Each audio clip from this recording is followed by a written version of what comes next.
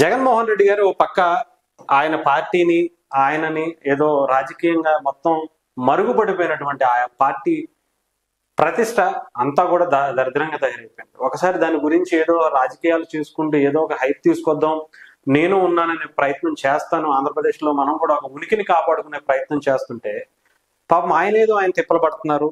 ఏదో దేని గురించో ఆయన డైవర్టెడ్ పాలిటిక్స్ ఏదో చేస్తున్నారు అనుకుని చాలా మంది అంటున్నారు. ముఖ్యంగా మదనపల్లిలో జరిగినటువంటి సబ్ కలెక్టర్ కార్యాలయం మీద ఏదో తగలబడిపోయిన దాని గురించి నిన్న కూడా ఏదో ఇష్యూ చేసి దాన్ని డైవర్ట్ చేశారని, మళ్ళీ ఈ రోజు ఆయన మీద కేసుల గురించి ఏదో డైవర్ట్ చేశారని చెప్పేసి ఢిల్లీలో ధర్నా చేస్తున్నారని చెప్పి దాన్ని తప్పించుకునే ప్రయత్నం చేస్తున్నారు. ఆయన కష్టం ఏదో ఆయన పడుతుంటే పాపం ఈయన మాత్రం వైసీపీని, ముఖ్యంగా విజయసాయి రెడ్డి గారిని, జగన్మోహన్ రెడ్డి గారిని మాత్రం వదిలిపెట్టట్ల.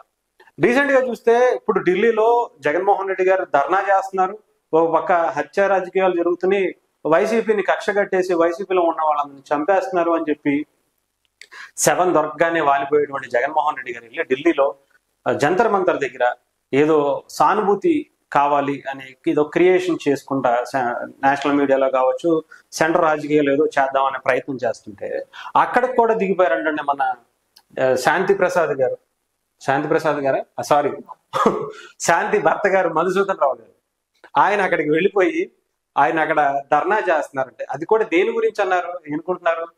వైసీపీ రాజ్యసభ సభ్యుడు, వైసీపీకి కీలకమైనటువంటి నాయకుడు, జగన్మోహన్ రెడ్డి గారికి జైల్మేట్ సన్నిహితుడు, ఆయన సంపాదించిన దాంట్లో కూడా పార్ట్నర్, అన్నింటిలో పార్ట్నర్ అయినటువంటి విజయసాయి రెడ్డి గారి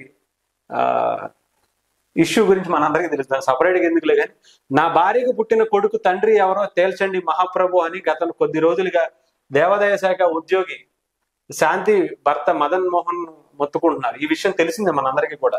అయితే అదేంటో కానీ జగన్ అనుకో ఢిల్లీలో ధర్నా చేస్తుంటే ఆ కార్యక్రమంలో ఓ పక్కన వాళ్ళు చేస్తుంటే దానికి ఆపోజిట్ గా ఈయన కూడా ధర్నా చేస్తున్నారంట. నా భార్యకు పుట్టినటువంటి కొడుకుకి తండ్రి ఎవరో చెప్పండి, విజయసాయి రెడ్డి గారు డిఎన్ఏ టెస్ట్కి రావాలి అని చెప్పి రాజ్యసభ సభ్యుడు, ఒక ఢిల్లీలో పార్లమెంట్ మెంబర్ గా ఉన్నటువంటి ఆయనని డిఎన్ఏ టెస్ట్ చేయించుకోవాలని చెప్పి కోరుతున్నారు. మా భార్యకి ఆయనకి సంబంధం ఉందని చెప్పి చాలా క్లియర్ గా అర్థం అవుతుంది, నాకు పలుమార్లు చెప్పింది. ఇంకొక వ్యక్తి మీద కూడా నాకు డౌట్ ఉంది, ఆ వ్యక్తి డిఎన్ఏ టెస్ట్ కి అంగీకరించాడు, వస్తానంటున్నాడు. కానీ విజయసాయి రెడ్డి గారు మాత్రం రాను అని చెప్పి చెప్తున్నారు. అంటే రాను అంటే దాంట్లో ఏదో అర్థం ఉంటది, ఆయన ఏదో చేసే ఉంటాడు. నాకు అంటే మా భార్యకి పుట్టినటువంటి బిడ్డకి ఆయనే తండ్రి అని చెప్పి చెప్తున్నాడు. అంతేకాకుండా చాలా ఆరోపణలు కూడా చేసిన సంగతి మన అందరికీ తెలుసు. ముఖ్యంగా మాకు ఇల్లు కొనుక్కోవడానికి ₹1.5 బ్లాక్ మనీ బ్యాగ్ ఇచ్చారు.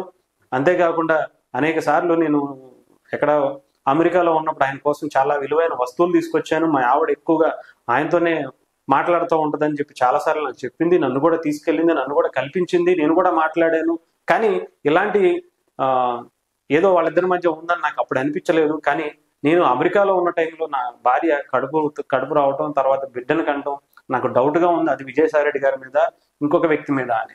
ఆయన ఎలాగో డిఎన్ఏ టెస్ట్ గా అంగీకరించాడు అంటే కొంత నిజాయితీ ఉందని చెప్పి చాలా మంది అనుకున్నారు. కానీ ఇంకా విజయసాయి రెడ్డి గారు మాత్రం ఒప్పుకోకపోవటం కొంత అనుమానాలకు తావేస్తుంది, నాకు న్యాయం చేయండి అని చెప్పేసి ఆయన చెప్పుకుంటున్నారు. అంతేకాకుండా మీడియా ముందుకు వచ్చి గొంతు నొప్పి పుట్టేలా తన బాధను చెప్పుకుంటున్న విజయసాయి రెడ్డి పట్టించుకోవడం లేదని, డిఎన్ఏ టెస్ట్ కు అంగీకరించడం లేదని ఆయన ఆరోపించారు. విజయసాయి రెడ్డి తనకు ఇతరుల చేత ఫోన్లు చేయించి బెదిరింపులకు పాల్పడుతున్నాడని, తన పిల్లలకు న్యాయం చేసేంత వరకు ఆందోళన ఆగదని మదన్ మోహన్ చెప్పారు.